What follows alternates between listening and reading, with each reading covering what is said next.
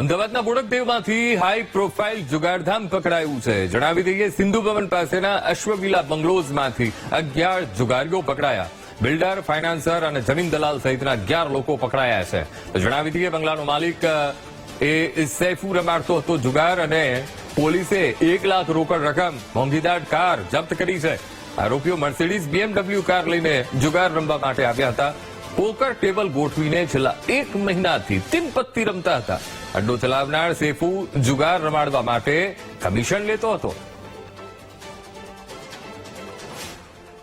Sindhu Bhavan road ઉપર આજ સાંજે ખુશી બંગલો કરીને છે 27 નંબરમાં અશ્વવિલા જે સોસાયટી આવેલી છે, એમાં એક જુગારધામની રેડ કરવામાં આવી છે, જેની અંદર 11 ખેલાડીઓ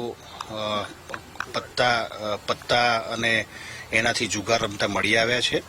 અને એ આધારે 6 ગાડીઓ, જે પોસ્ટ ગાડીઓ છે, કબજે કરવામાં આવી છે, જેની કિંમત આશરે 1.5 કરોડની આસપાસ થાય છે.